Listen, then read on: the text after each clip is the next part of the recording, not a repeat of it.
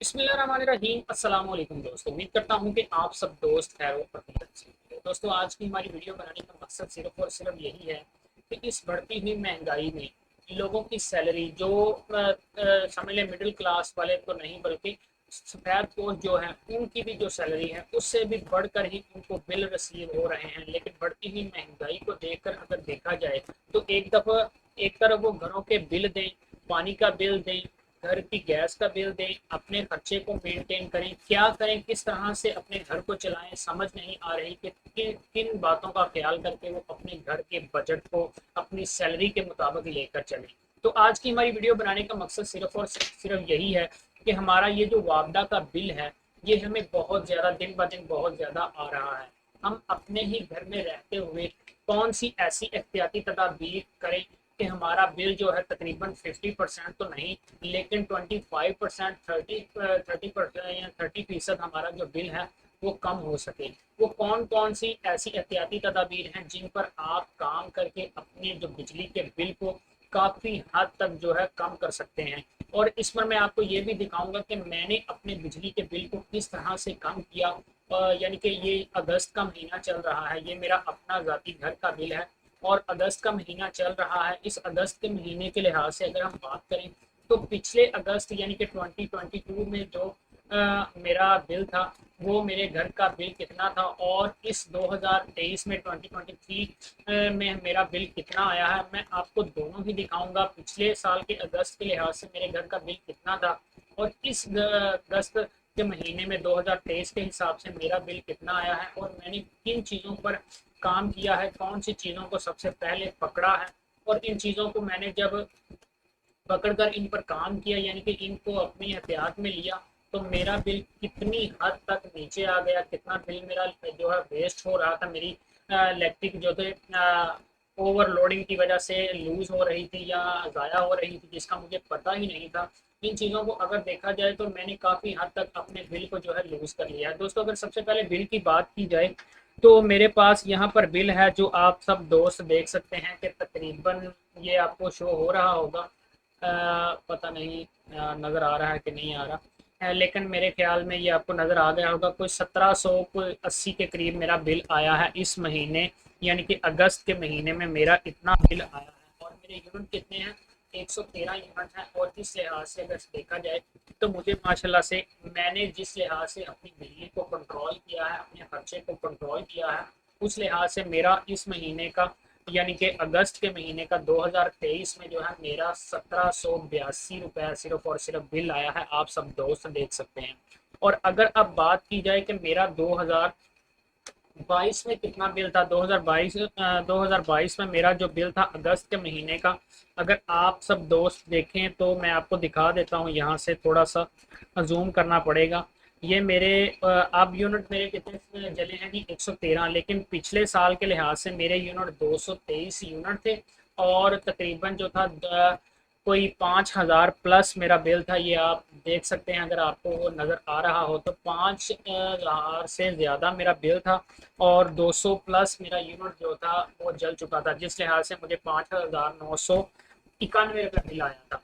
लेकिन अब अगर देखा जाए तो 1782 रुपये बिल है और मेरे 113 यूनिट जो हैं वो जले हैं।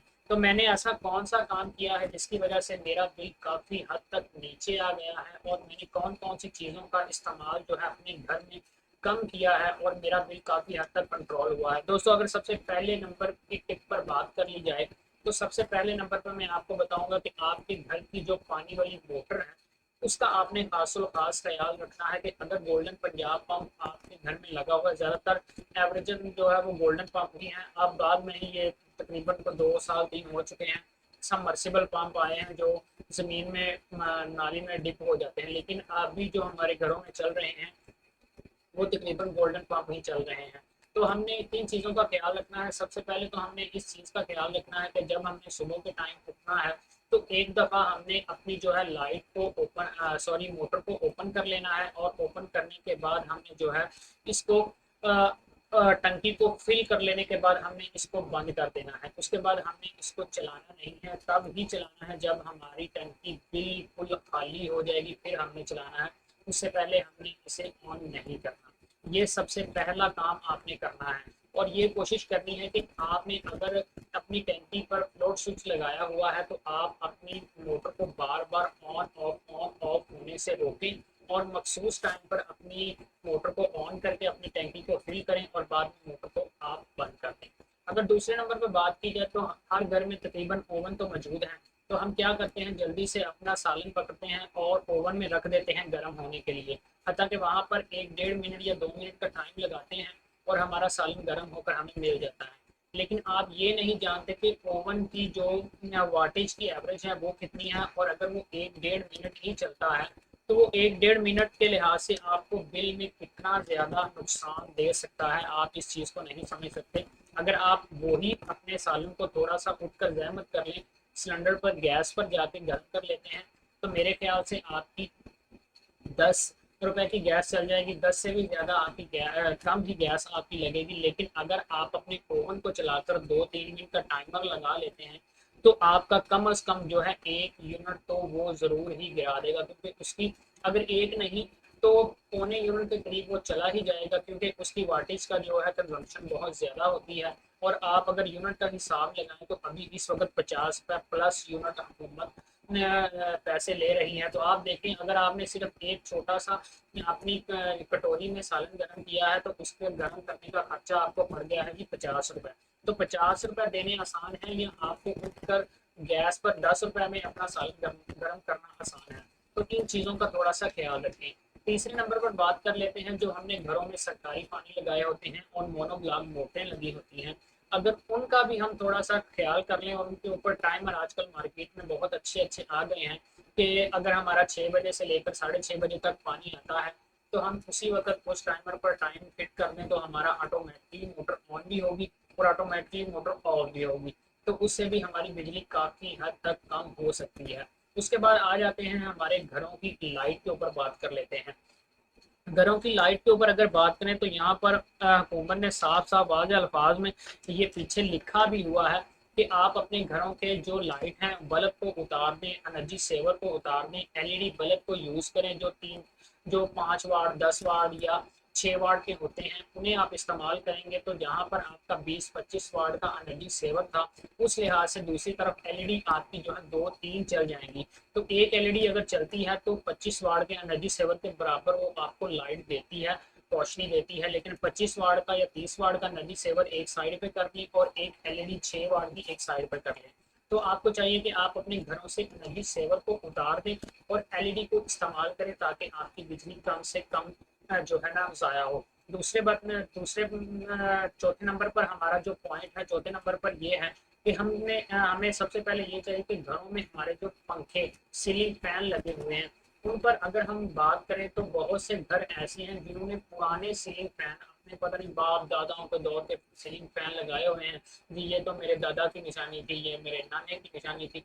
तो आप उन निशानियों को उतार कर अपने घर में नीचे कहीं रख लें और वहां पर सीलिंग फैन जो अब आ रहे हैं, सोलर सीलिंग फैन जो मार्केट से मिल रहे हैं, आप उन सोलर फैन को अपनी छतों पर लगाएं ताकि वो कम से कम वाट के हैं और कम से कम आपकी बिजली ज़ाया होती है और आप कम से कम यूनिट आपके जब गिरेंगे तो आपको कम से कम बिल आएगा। इसी वजह से अगर आप इन तमाम बातों का ख्याल रखेंगे तो ये जो मैंने अपने घर के मीटर यानी कि अपने बिल पर काबू पाया है, आप भी इसी तरह से अपने बिल पर जो है ना काबू पा सकते हैं। आप अपने घर की चलती हुई चीज़ों की शेड्यूल बनाएं, टाइमिंग बनाएं और कौन सी चीज़ किस वक्त चलानी है उन चीज़ों का थोड़ा सा ख्याल रखें। तो इंशाल्लाह आपका ये जो मेरे हाथ में मेरा ये बिल है, अगर ये मेरा बिल कम हो सकता है ना तो इंशाल्लाह इंशाल्लाह आपका बिल भी कम हो सकता है। अगर पिछले साल मैंने अगस्त में 5,000 रुपये पे किया था ना तो आज आप रिजल्ट देख सकते हैं 1782 रुपये आज मेरे हाथ में है और मेरा बिल जो आया है आप सब दोस्त देख सकते हैं तकरीबन 3,000 प्लस मैंने अपना बिजली का खर्च जो है कम किया है। तो सारा का सारा इल्ज़ाम हमें हुकूमत पर भी नहीं थोप देना चाहिए, कुछ चीज़ों का हमें खुद भी ख्याल रखना चाहिए कि हमारी गलती क्या है, हम कौन सी गलती कर रहे हैं जिसकी वजह से हमें एक्स्ट्रा बिल पड़ रहा है। एंड पर बात कर लें यूपीएस पर, बहुत से घरों में यूपीएस हैं लेकिन बहुत से घरों में यूपीएस नहीं है।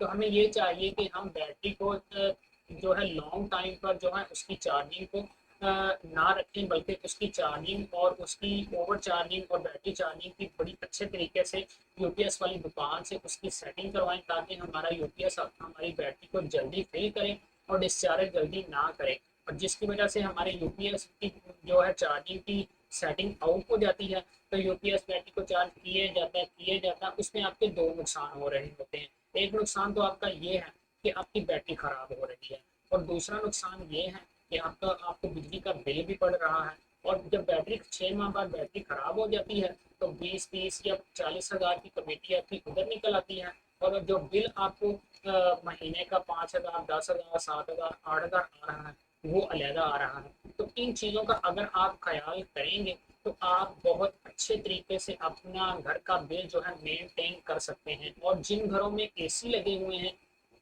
उनको ये चाहिए कि आप अपने कमरे में जब एसी को ऑन करते हैं, तो कूलिंग के लिए उसे इस्तेमाल मत करें। आप सिर्फ और सिर्फ अपने कमरे का जो है टेम्परेचर मेंटेन रखने के लिए उसको इस्तेमाल करें, क्योंकि अगर आप अपने टेम्परेचर को मेंटेन करेंगे तो आपको गर्मी नहीं लगेगी। और हल्की सी स्पीड में आप अपना जब पंखा चला लेंगे, तो आपका कमरे का रूम टेम्परेचर जो है बिल्कुल जो है नॉर्मली हो जाएगा। तो आपको चाहिए कि जब आप अपना एसी ऑन कर लेते हैं, तो उसको 28, 29 या 30 डिग्री पर रख कर भी चलाएं।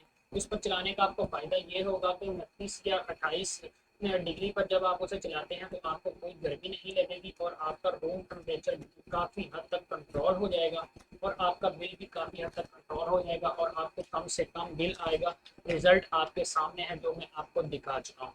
तो दोस्तों, उम्मीद है आपको वीडियो बहुत अच्छे तरीके से समझ आ गई होगी। वीडियो अच्छी लगे तो हमारी वीडियो को लाइक करें, चैनल को सब्सक्राइब करें, और बेल के आइकन को जरूर दबा दें, ताकि हर आने वाली वीडियो का नोटिफिकेशन आपको बर वक्त मिलता रहे। तो आने वाली वीडियो तक मुझे इजाजत। अल्लाह।